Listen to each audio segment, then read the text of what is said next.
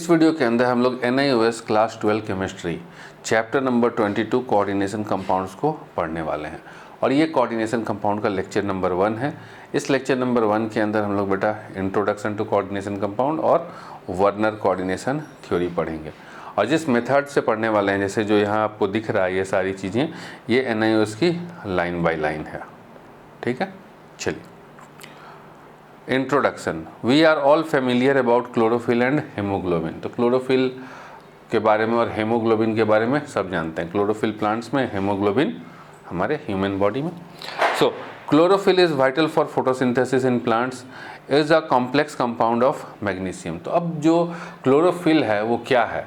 वो प्लांट्स के फोटोसिंथेसिस के लिए बहुत ही इंपॉर्टेंट है। ये तो मान ली भैया बहुत ही इंपॉर्टेंट, लेकिन है क्या?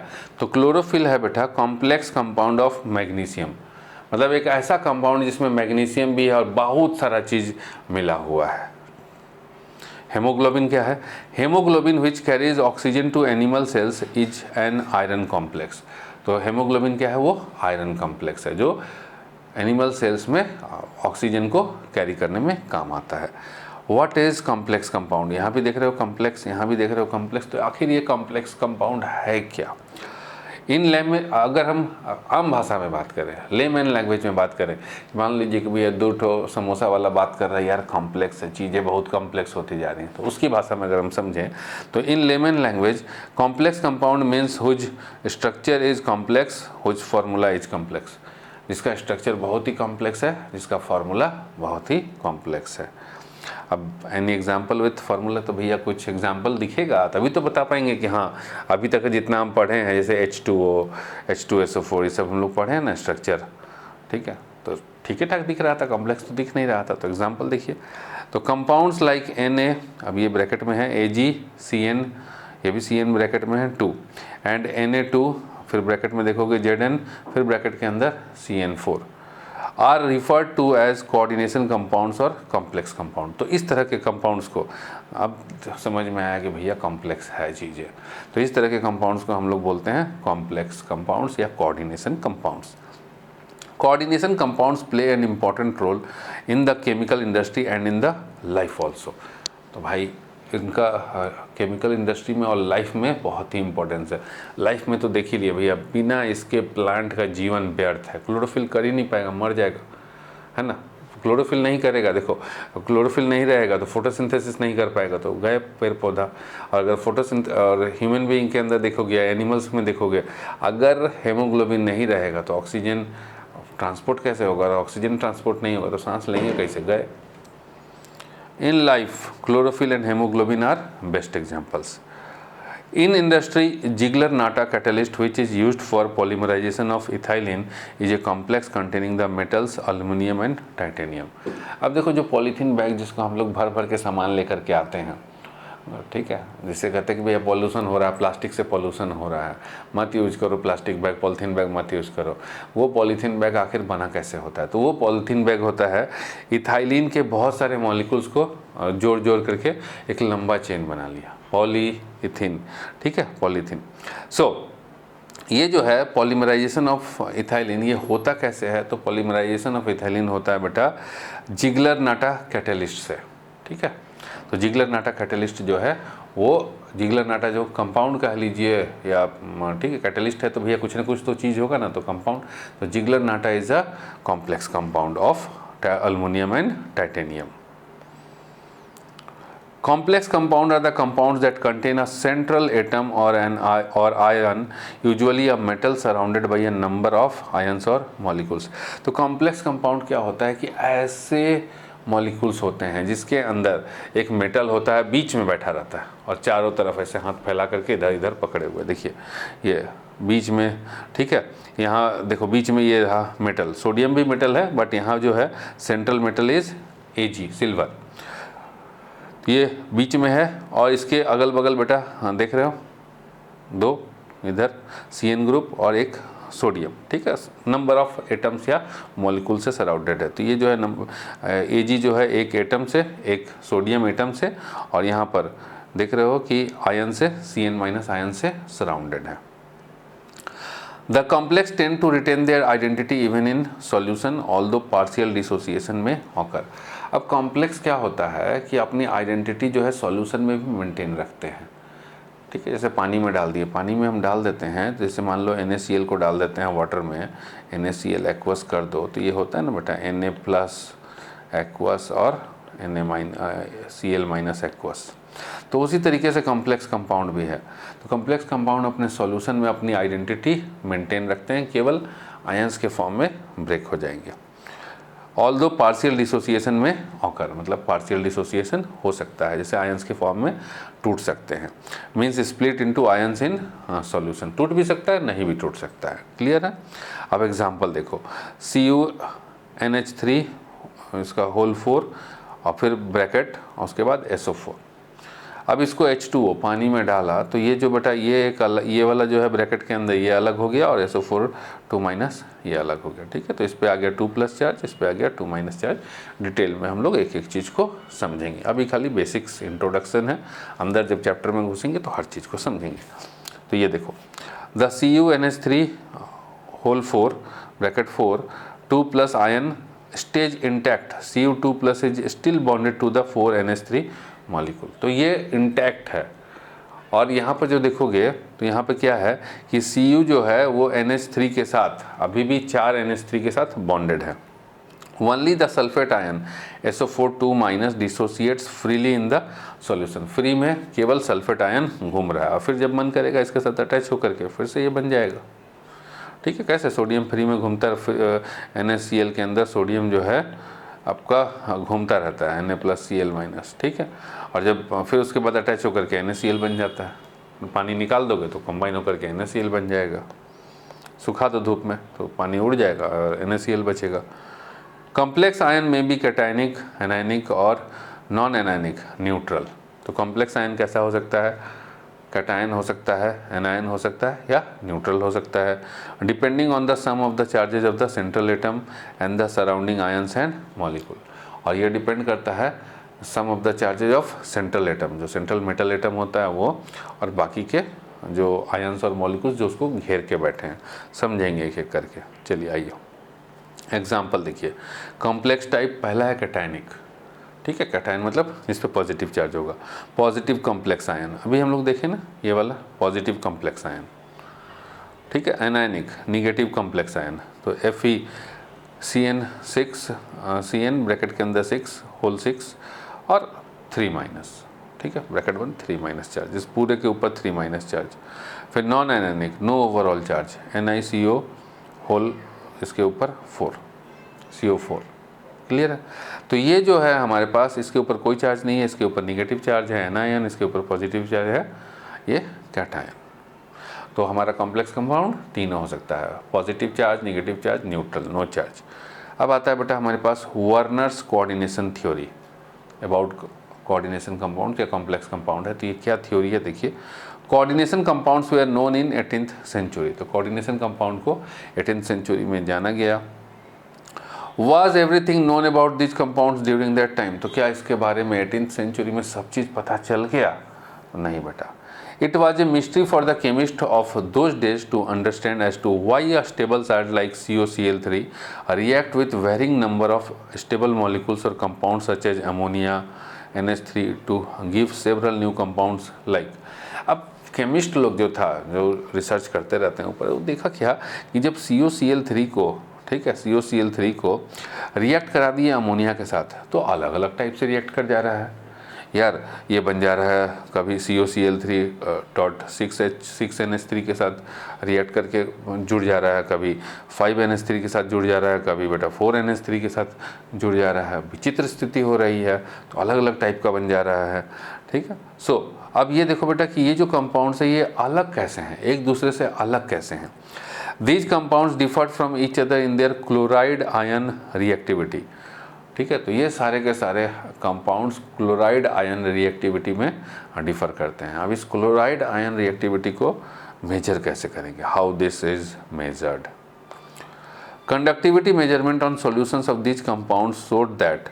तब कंडक्टिविटी जो है इलेक्ट्रिकल कंडक्टिविटी से हम लोग मेजर करेंगे, और इलेक्ट्रिकल कंडक्टिविटी या कंडक्टिविटी ये शो करता है कि number of ions present in solution for each compounds are different. तो जब पानी में डालेंगे, ठीक है, पानी में डालेंगे, सॉल्यूशन में डालेंगे इसको, तो नंबर ऑफ आयंस इस केस में अलग, इस केस में अलग, इस केस में अलग निकल के आया। तो भैया कंपाउंड अलग है तभी तो आपका अलग अलग आयंस निकल के आ रहा है।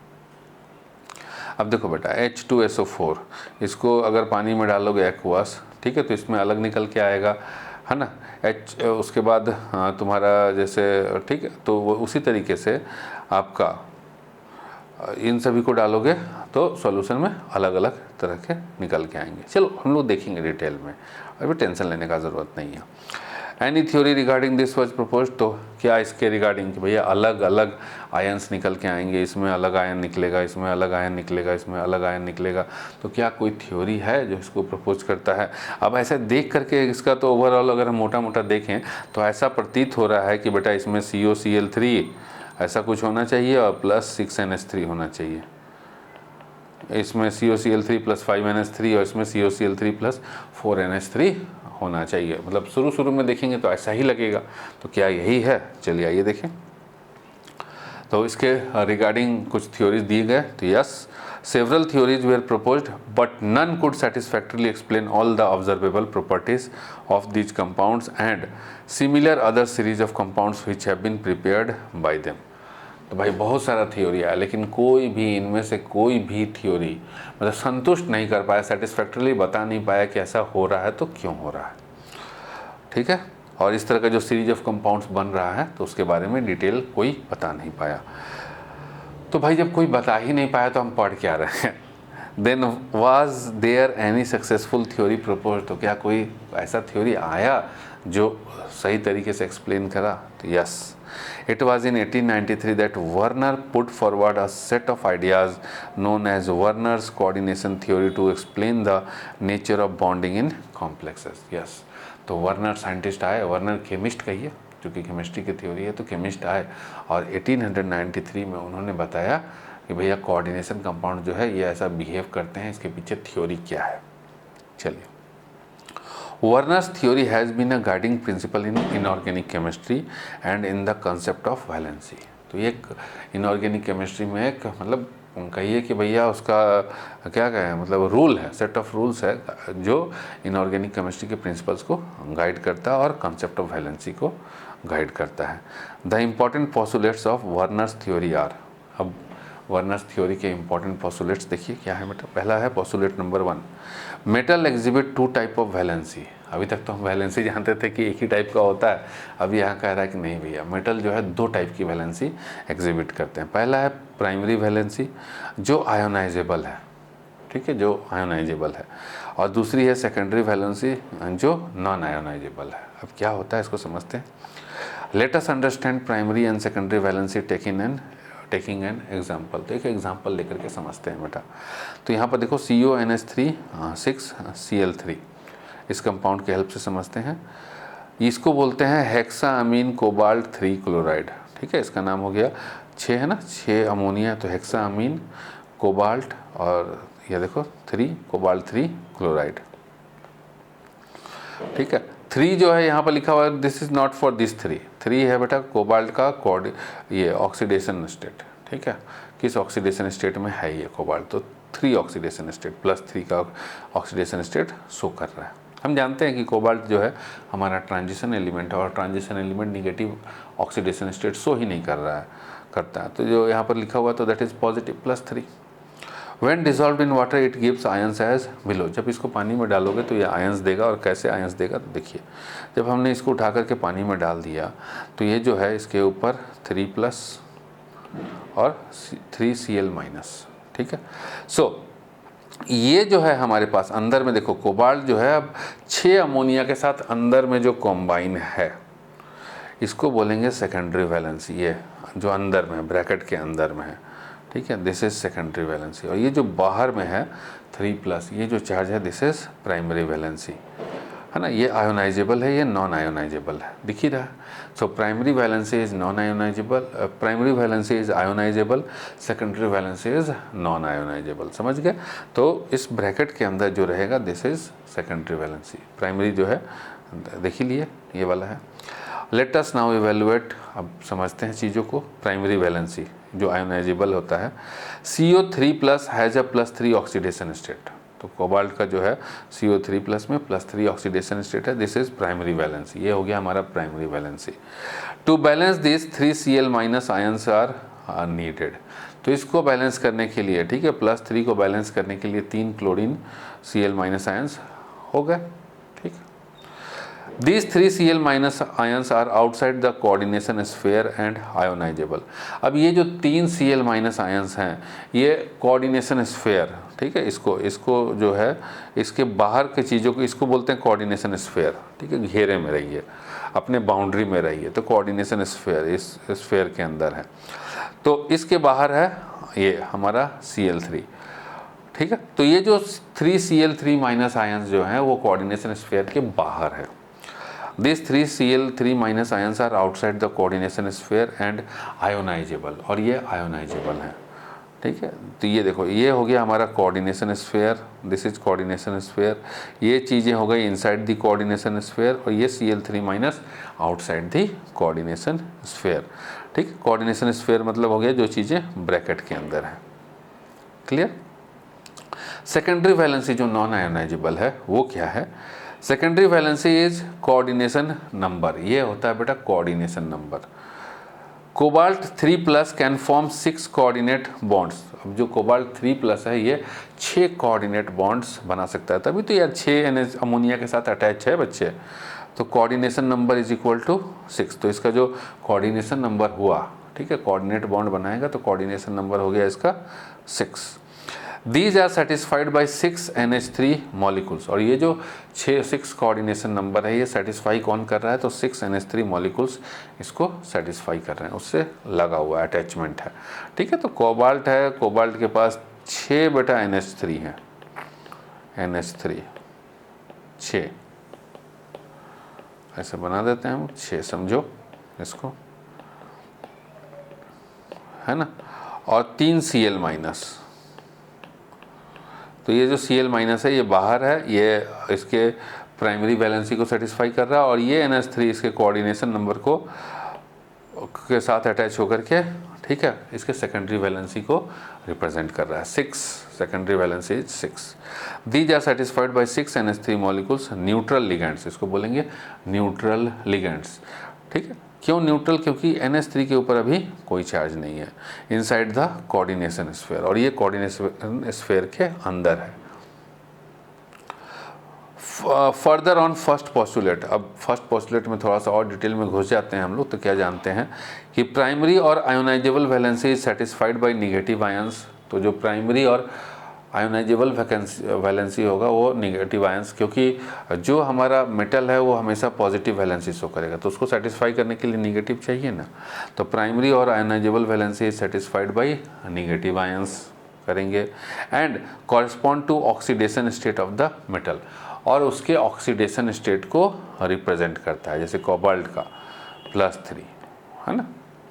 द सेकेंडरी और नॉन आयोनाइजेबल वैलेंसी, अब जो कोऑर्डिनेशन स्फीयर के अंदर है, तो सेकेंडरी वैलेंसी या फिर कहें हम non ionisable valency which is satisfied by negative, positive और न्यूट्रल ग्रुप्स। अब वो जो है, या तो जैसे हो सकता था अभी यहाँ NH3, तो NH3 हो गया न्यूट्रल, हो सकता है NH3 की जगह कुछ और हो जो पॉजिटिव चार्ज हो, जो नेगेटिव चार्ज हो, है ना, जैसे Cn माइनस हो, ठीक है, हो सकता है ये हो। Is equal to the coordination number of the metal ion. तो ये जो है मेटल आयन के कोऑर्डिनेशन नंबर के बराबर है। अब ये कोऑर्डिनेशन नंबर क्या बोला है यार, इसको भी समझेंगे बेटा, ठीक है। पहले इसको देख लेते हैं। Every metal tends to satisfy both its primary and secondary valency. और कोऑर्डिनेशन कंपाउंड के अंदर, कॉम्प्लेक्स कंपाउंड के अंदर हर एटम को अपना दोनों वैलेंसी को सेटिस्फाई करना है, आपका प्राइमरी वैलेंसी को भी और सेकेंडरी वैलेंसी को भी। अब secondary valency is equal to coordination number, and what is this coordination number, इसको समझते हैं। प्राइमरी वाला तो समझ गए ना, जैसे कि अगर हम सोडियम का बोलें तो प्राइमरी वैलेंसी इज बेटा +1, ठीक है, +1। अभी कोबाल्ट का देखें तो प्राइमरी वैलेंसी जो उसका ऑक्सीडेशन स्टेट होता है, जैसे लिखा था ना बेटा यहाँ पर कोबाल्ट 3 ऑक्सीक्लोराइड +3, ठीक। अब जो है ब्रैकेट के अंदर वाला चीज़ सेकेंडरी, वो उसको coordination number, what is that? So coordination number the coordination number is the number of ligands atoms directly bonded to the central metal ion in a coordination complex. तो एक जो हमारा कोऑर्डिनेट कंपाउंड है या coordination complex है या complex compound है, जिसको अभी हम लोग देख रहे थे, उस कॉम्प्लेक्स कंपाउंड में ब्रैकेट के अंदर एक कोऑर्डिनेशन स्फीयर के अंदर एक मेटल है। तो उस मेटल के साथ जितने भी एटम्स या फिर मॉलिक्यूल्स या आयंस अटैच हैं, that is called coordination number of that metal atom. जैसे कि अगर अभी हम यहाँ पर देखें तो इस कोबाल्ट के साथ इस कोऑर्डिनेशन स्फीयर के अंदर इस कोबाल्ट के साथ 6NH3 अटैच है। तो इस 6 को हम बोलेंगे इसका कोऑर्डिनेशन नंबर, कोबाल्ट का कोऑर्डिनेशन नंबर, ठीक है। और ये हो गया हमारा लिगेंड, और NH3 is a neutral ligand. Clear हो गया? What this coordination number tells? अब ये coordination number क्या बताता है? If a metal ion is at the center, the coordination number tells us how many donor atoms from ligands are attached to it via coordinate bonds. तो ये बताता है कि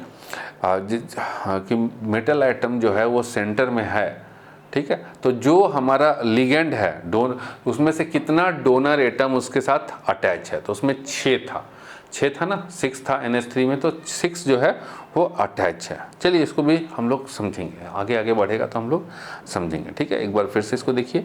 if a metal ion is at the centre, cobalt is a metal ion, ये centre में है। The coordination number tells us how many donor atoms, कितने donor atoms, ठीक है, कहाँ से? फ्रॉम लिगेंड से, are attach to it via coordinate bond, ठीक है। कोऑर्डिनेट बॉन्ड के थ्रू कितने डोनर एटम्स इससे अटैच हैं। जैसे कि इससे एक डोनर एटम NH3, एक नाइट्रोजन, 2 नाइट्रोजन, 6 नाइट्रोजन अटैच है। 6 नाइट्रोजन एटम, यही ना है डोनर एटम। नाइट्रोजन के पास होता है ना बेटा 5 इलेक्ट्रॉन, तो 3 इलेक्ट्रॉन से तो हाइड्रोजन के साथ बॉन्डिंग कर लिया, और ये जो 2 इलेक्ट्रॉन था, ये दोनों इलेक्ट्रॉन इधर कोबाल्ट, इधर ऐसे कोबाल्ट की तरफ फॉरवर्ड कर दिया, ठीक है, अटैच हो गया। तो कितने डोनर एटम उसके साथ सेंट्रल मेटल एटम के साथ अटैच हैं, दैट इज कोऑर्डिनेशन नंबर। अब सेकंड पोस्टुलेट आते हैं इसके ऊपर। The secondary valency is directed towards fixed position in space, that is this has spatial arrangement, octahedral, tetrahedral etcetera corresponding to different coordination number. जो हमारा secondary valency है ना, जो कोऑर्डिनेशन स्फीयर के अंदर में है, वो क्या बताता है? हमारा spatial arrangement, position in space की कैसा होगा। जैसे हम जानते हैं कि बेटा CH4 टेट्राहेड्रल होता है, तो उसी तरीके से अंदर में कितना CH4 का साइज टेट्राहेड्रल हो गया, तो अब यहाँ पर CO, अब यहाँ ये 6 अमोनिया के साथ अटैच है, तो उसके अकॉर्डिंग हम देखेंगे कि इसका शेप जो है वो क्या होगा। तो शेप कौन बताएगा? तो शेप बताएगा हमारा secondary valency. The secondary valency is directed towards fixed position in space, that is this has spatial arrangement, octahedral, tetrahedral etcetera corresponding to different coordination number, ठीक है। कोऑर्डिनेशन नंबर 4 होगा तो बेटा टेट्राहेड्रल शेप, तो उसी तरीके से अलग अलग कोऑर्डिनेशन नंबर का अलग अलग शेप पढ़ेंगे, इसको भी पढ़ेंगे हम लोग। For example, for the complexes COCl3.6NH3, COCl3.5NH3 and COCl3.4NH3, the number of ionizable ions in these complexes are 2, 3 and 1 respectively। तो कितने नंबर ऑफ जो हमारे आयोनाइजेबल आयंस हैं तो अलग अलग है सब में। इसमें है बेटा 2, इसमें 3 है, इसमें 2 है और इसमें 1 है, ठीक है। अब 3, 2, 1 कैसे है? तो अब यहाँ पर देखेंगे क्या हम देख रहे थे कि कोबाल्ट का बना था बेटा NH3 6, ऐसा वाला देखे थे ना हम लोग, Cl3 ये था। तो अब यहाँ कोबाल्ट को 6 चाहिए, कोऑर्डिनेशन स्फीयर के अंदर 6 चाहिए, तो ये तो ठीक है बेटा, ये वाला हो गया, ये और ये सेम चीज़ है। अब यहाँ पर देखोगे तो 5NH3 है, तो एक Cl जो है वो स्फीयर के अंदर और 2 Cl स्फीयर के बाहर। तो अब 2 Cl स्फीयर के बाहर, ठीक है, यहाँ पर एक Cl अंदर आ जाएगा और 2 Cl बाहर आ जाएगा, ठीक है। इस वाले का जो फॉर्मूला हो जाएगा तुम्हारा CONH3 5 और एक यहाँ Cl अंदर 2 Cl बाहर। तो जो 2 Cl बाहर है, ठीक है, ये यही तो देगा ना आयंस प्राइमरी वैलेंसी, बाकी तो ये उसमें चलेगा, ठीक है। कहाँ चलेगा उसमें, ये एक Cl जो है सेकेंडरी के अंदर चला गया। इसमें इस वाले केस में देखोगे तो यहाँ 4NH3 है, तो 2 और अटैच कर सकता है कोऑर्डिनेशन स्पेयर के अंदर, कोबाल्ट बना सकता है, तो कर लिया बेटा। 2 क्लोरीन अंदर चलेगा, एक जो है एक हमारा प्राइमरी वैलेंसी, एक आयोनाइजेबल आयंस इसमें मिलेगा, ठीक है। So the number of ionisable ions in these complexes are 3, 2 and 1 respectively. इसमें 3, इसमें 2, इसमें 1। But how can we know it is 3, 2 and 1 respectively, कैसे जानेंगे? तो देखिए, it has been proved by precipitation reaction. ये तो देखो अभी हमने तो ऐसे ही मोटा मोटा लिख करके बता दिया आपको, लेकिन रियल में कैसे पता चला होगा? तो प्रेसिपिटेशन रिएक्शन से एंड कंडक्टिविटी मेजरमेंट से। But how can we find, because we don't have required apparatus and equipment. तो कैसे फाइंड करेंगे? अब हमारे पास कोई औजार तो है नहीं कि भैया पता लगाते रहेंगे क्या होगा भैया इसका प्राइमरी, इसका आयोनाइजेबल आयंस कितने होंगे इसमें, ठीक है। तो on the basis of Werner's postulate से हम पता लगाएंगे। अब इसका आंसर जो है नेक्स्ट पेज पे है, देखिए कैसे पता लगाएंगे। On the basis of Werner's postulate, अभी जो बताए ना, ब्रैकेट के अंदर घुसेड़ दो, ब्रैकेट के बाहर रख दो। On the basis of Werner's postulate these compounds are formulated as, कैसे बनेगा देखो, COCl3.6NH3 एज ईयर, CO और इसके साथ 6NH3 जुड़िए और कोऑर्डिनेशन स्फीयर के बाहर 3 chlorine. All 6 ligands are inside the coordination sphere, hence coordination number equal to 6। तो यहाँ पर जो coordination number जो है वो 6 है। All 3 Cl minus ions are outside, बाहर हैं, hence ionizable, तो तीनों के तीनों ionizable हैं, तो ionizable Cl minus equal to 3 Cl minus है। But oxidation state of CO is +3, ठीक है। तो this implies कि ऑक्सीडेशन स्टेट ऑफ जो हमारा कोबाल्ट है ये +3 है यहाँ पर। अब इन सॉल्यूशन तो ये जो हो जाएगा 3+ और यहाँ पर 3 Cl माइनस बाहर निकला, ठीक है। तो एक आयन यहाँ पर, इसका एक आयन, इसके ऊपर 3+ है और यहाँ पर 3 आयन, ठीक है। तो टोटल ये बना बेटा 4 आयंस। अब आइए नेक्स्ट, जैसे कहें ना कि नंबर ऑफ आयंस डिफर करेगा। अब यहाँ पर देखो COCl3.5NH3, तो ये जो है भैया कोबाल्ट को 6 चाहिए अंदर में, बाहर में क्या है उससे कोई मतलब नहीं, 6 चाहिए अंदर में, तो 6 ले लिया बेटा, 5 तो NH3 ले लिया, एक क्लोरीन को यहाँ से अंदर में खींच लिया, कोऑर्डिनेशन स्फीयर के अंदर खींच लिया, और 2 क्लोरीन बाहर हैं। तो अब यहाँ पर देखो कि 5NH3 + 1 Cl आर लिगेंड्स। अब यहाँ जो लिगेंड्स हैं 5NH3 और 1 Cl, as they are inside the coordination sphere, ठीक है। तो कोऑर्डिनेशन स्फीयर के अंदर रहेगा, मेटल के साथ अटैच रहेगा, तो वो लिगेंड होगा। 2 Cl minus ions are outside, hence ionisable, तो ionisable Cl minus is equal to 2। तो ऑक्सीडेशन, लेकिन यहाँ पर जो है oxidation state of cobalt is +3, ठीक है। अब यहाँ देखो तो 6 अंदर में है, तो जो हमारा कोऑर्डिनेशन नंबर हुआ, ठीक है, वो कोऑर्डिनेशन नंबर कितना हुआ बेटा, तो coordination number is equal to 6, अंदर में 6 है ना। तो अब यहाँ पर देखेंगे जब इसको हम पानी में डाल देंगे इन सॉल्यूशन, जब हमने इसको सॉल्यूशन में डाल दिया तो ये जो है 2 Cl माइनस अलग हो गया और ये जो है अलग हो गया, ये रहा, ये अलग हो गया, तो एक आयन ये बना और 2 आयन ये बना, तो टोटल बने 3 आयंस। यहाँ पर देख रहे थे कि टोटल बने 4 आयंस, ठीक है। चलिए अब इसको देखिए, तो यहाँ 4 आ गया NH3, तो 2 Cl2 जो है अंदर चला जाएगा, तो Cl2 अंदर आ गया, Cl यहाँ पर बाहर, ठीक है। तो आयोनाइजेबल Cl कितना, 1। तो यहाँ पर जब इसको पानी में डालेंगे तो बेटा ये जो ब्रेक होगा, नंबर ऑफ लिगेंड्स कितना, तो यहाँ 4 + 2 6, और प्राइमरी वैलेंसी यहाँ पर, यहाँ देखोगे, ठीक है। तो यहाँ पर जो आपका 1 Cl माइनस आयोनाइजेबल, तो यहाँ पर जब इसको सॉल्यूशन में डाला गया तो सॉल्यूशन में यहाँ से इसका निकलेगा बेटा 1 आयन और इसका 1 आयन, तो टोटल जो है 1 + 1 2 आयन। तो पहले वाले केस में यहाँ पर, इस केस में था बेटा 4 आयन, इस केस में आया यहाँ पर 4 आयन, इस केस में जब हमने डाला सॉल्यूशन को पानी में तो 3 आयन और यहाँ पर 2 आयन, ठीक, तो अलग अलग आया। So on the basis of Werner's theory the structure of CONH5 NH3 5Cl और ब्रैकेट के बाहर कोऑर्डिनेशन स्फीयर के बाहर Cl2, तो इसका स्ट्रक्चर ऐसा होगा, ठीक है। अब बीच में यहाँ कोबाल्ट और यहाँ पर NH3 NH3 NH3 NH3 NH3 यहाँ पर Cl, और ये दो जो है बाहर डॉटेड लाइन से रिप्रेजेंट है। सो प्राइमरी वैलेंसी आयोनाइजेबल 3, यहाँ पर प्राइमरी वैलेंसी जो है वो 3 है बेटा, ठीक है। लेकिन अब 3 क्यों है? अब क्या आयोनाइजेबल तो 2 ही है ना, क्लोरीन 3 है। Secondary valency non ionisable is 6, यहाँ पर जो सेकेंडरी वैलेंसी है नॉन आयोनाइजेबल 1 2 3 4 5 6 है, ठीक है। चलिए अब ये जो 3 है प्राइमरी वैलेंसी आयोनाइजेबल 3 है, तो ऐसा 3 क्यों है? So one of the 3 chloride ions 3Cl- ions satisfy both primary and secondary valency. तो ये जो है ना बेटा, ये जो है दोनों प्राइमरी और सेकेंडरी दोनों वैलेंसी को सेटिस्फाई करेगा, ठीक है। कोबाल्ट के दोनों वैलेंसी को सेटिस्फाई करेगा। कोबाल्ट का +3 ऑक्सीडेशन स्टेट, ठीक है जी, तो ये कोऑर्डिनेशन नंबर को भी सेटिस्फाई करेगा और ये आयोनाइजेबल प्राइमरी वैलेंसी को भी सेटिस्फाई करेगा। What is the explanation for this? तो भैया इसका एक्सप्लेनेशन क्या है तो इसको समझते हैं। To get the answer let us apply Werner's theory to, ये जो अभी हमने कंपाउंड देखा कॉम्प्लेक्स कंपाउंड, इसी के ऊपर लगाते हैं। In this primary valency is equal to oxidation state is equal to ionisable. तो प्राइमरी वैलेंसी क्या होता है? ऑक्सीडेशन स्टेट के बराबर होता है, and this is equal to ionisable state.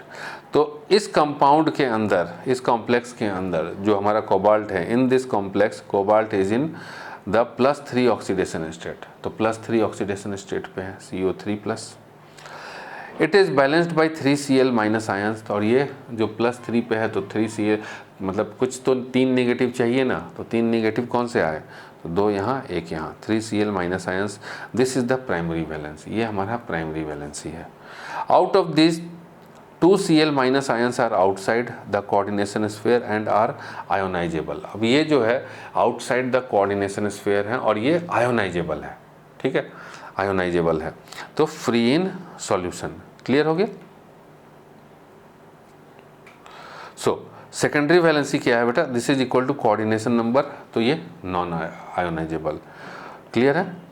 So the coordination number of CO3+ is 6, इसका जो कोऑर्डिनेशन नंबर है वो 6 है।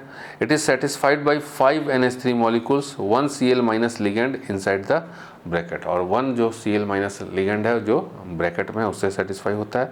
All these ligands are non ionisable, और जितने भी ये लिगेंड्स हैं ये नॉन आयोनाइजेबल हैं, ठीक है, अंदर के।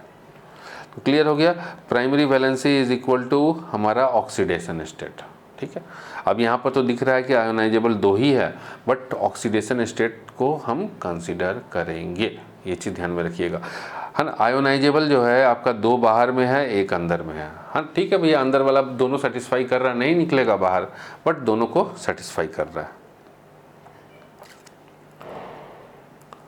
The Cl- inside the square bracket is special as it satisfies one of the primary valencies। तो ये जो Cl- ब्रैकेट के अंदर में था बेटा वो बहुत स्पेशल है, क्यों? क्योंकि वो प्राइमरी और सेकेंडरी दोनों को सेटिस्फाई कर रहा है। It is still a chloride ion, अंदर रहते हुए भी वो क्लोराइड आयन है।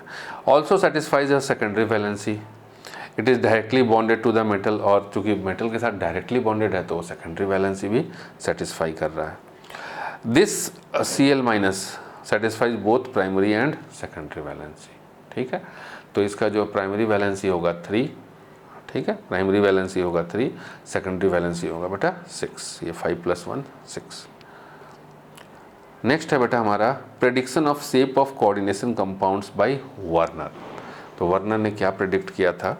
तो Werner postulated that octahedral, tetrahedral and square planar shapes are more common for coordination compounds of transition elements. तो ट्रांजिशन एलिमेंट्स के जो कोऑर्डिनेशन कंपाउंड्स हैं, मतलब कॉम्प्लेक्स खिचड़ी इस तरह का, तो उसके जो मोर कॉमन शेप्स वो क्या हैं? ऑक्टाहेड्रल, टेट्राहेड्रल और square planar. 6 coordinated complexes such as NH3 6 2+ and CONH3 6 3+ are octahedral।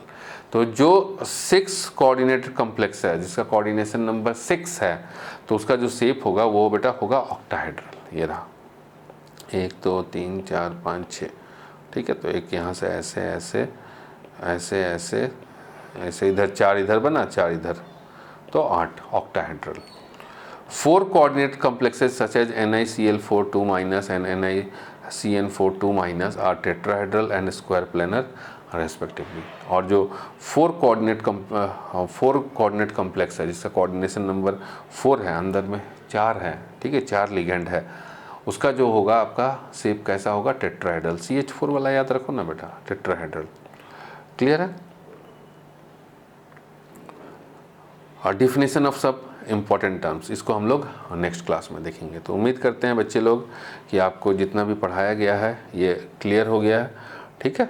तो इस चीज़ को अच्छे से एक बार रिवाइज़ कर लीजिएगा। जिस भी टॉपिक पे दिक्कत आए एक बार देखो बेटा उसको डबल रिवाइज़ कर लेना, क्योंकि coordination compound from exam point of view एक बहुत ही इंपॉर्टेंट टॉपिक है। चलिए बच्चे, thank you for watching this video. मिलते हैं हम लोग बच्चे नेक्स्ट क्लास में, जहाँ हम लोग यहाँ से इस टॉपिक को कवर अप करेंगे। Thank you for watching this video.